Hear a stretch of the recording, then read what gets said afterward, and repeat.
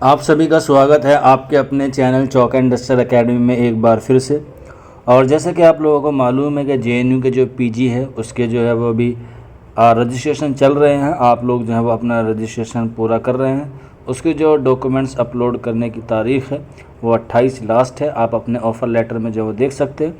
हालांकि 21 तारीख जो है वो आपकी सीट बुक करने की आखिरी डेट थी। अब आप लोग वेट कर रहे हैं सेकंड लिस्ट का, तो आपको जल्द से जल्द उसके बारे में इन्फॉर्मेशन मिल जाएगी चौक एंड डस्टर एकेडमी पर।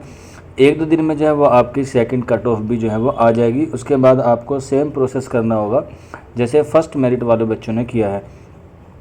तो अब जो है काफ़ी बच्चों का प्री इनरोलमेंट फॉर्म जो है वो जारी कर दिया गया है, आप लोग देख सकते हैं।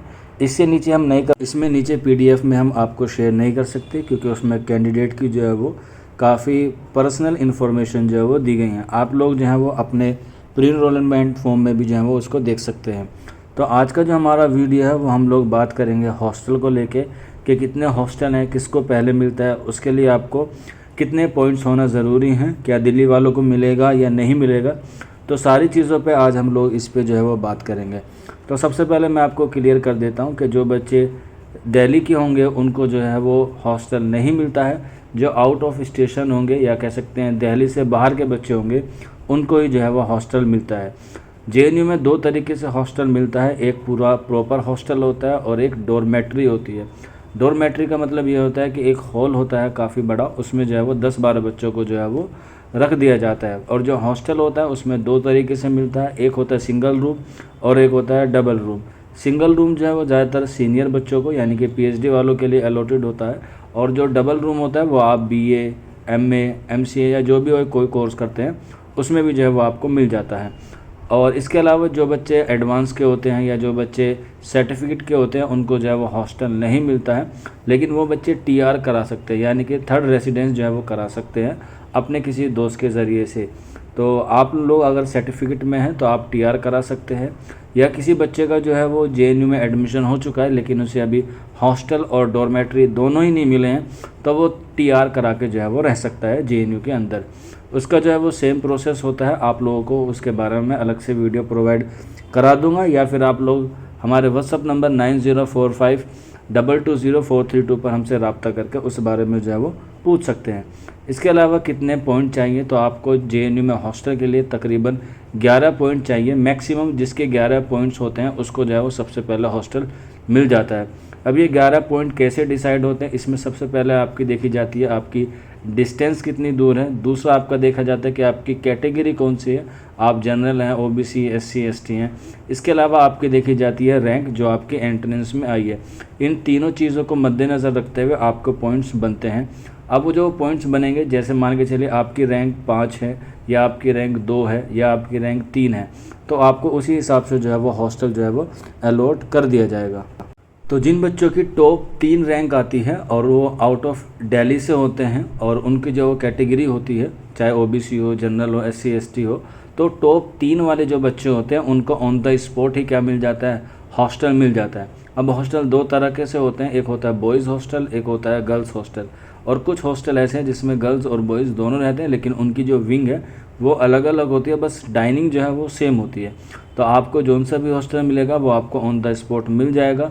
उसके लिए आपको वहाँ पर सिक्योरिटी मनी जो है वो जमा करनी पड़ती है। स्टार्टिंग में ही 6,000 रुपये आपकी जो है वो मिनिमम होती है। आप किसी भी हॉस्टल में जाते हैं तो 6,000 रुपये आपको जो है वो हॉस्टल की फ़ीस जमा करनी होती है। और ये जो होती है वो रिफ़ंडेबल होती है। तकरीबन जब आपका कोर्स पूरा हो जाएगा तो उसमें 4,500 या फिर कह सकते हैं 5,000 आपको जो है वो रिफ़ंड कर दिए जाते हैं। ये रिफ़ंडेबल होती है।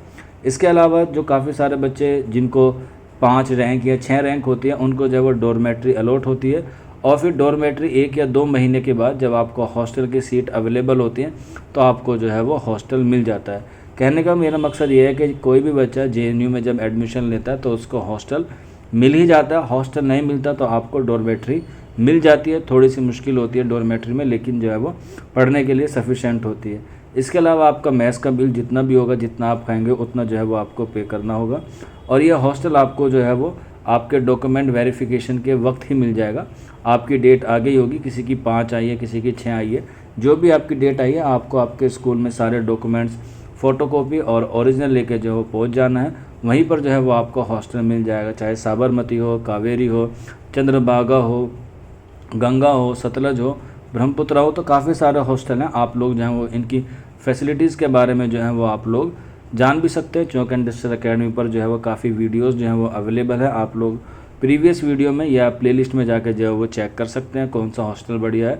हालांकि वहाँ पर आपको ऑप्शन नहीं दिया जाता, वहाँ पर आपको जो हॉस्टल अलॉट होगा वही जो है वो आपको वहाँ पर जाके अपना हॉस्टल को जो है वो बुक कर देना है। जिस दिन आप वहाँ जाके हॉस्टल अलॉट करेंगे उसी दिन से जो है वो आपका डाइनिंग शुरू हो जाएगा। इसके अलावा आपको हॉस्टल के बाद आपको अपने स्कूल में जाना होगा। ये प्री इनरोलमेंट फॉर्म जो है वो आप डाउनलोड कर लेना।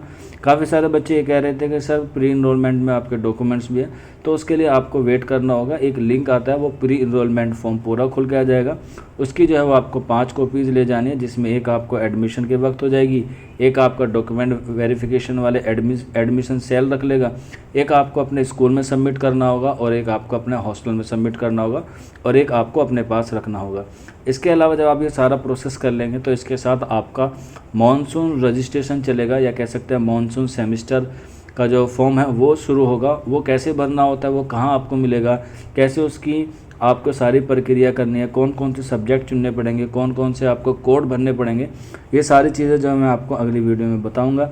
तो उम्मीद है आप लोगों को सारी चीज़ें समझ में आ गई होंगी। फिर भी कोई डाउट रहता है या कोई क्वेरी रहती है तो आप लोग कमेंट बॉक्स में या फिर व्हाट्सअप नंबर पर हमसे मालूमात कर सकते हैं। और आप लोगों से रिक्वेस्ट है, दरख्वास्त है कि आप लोग वीडियो को ज़्यादा से ज़्यादा शेयर करें। शुक्रिया।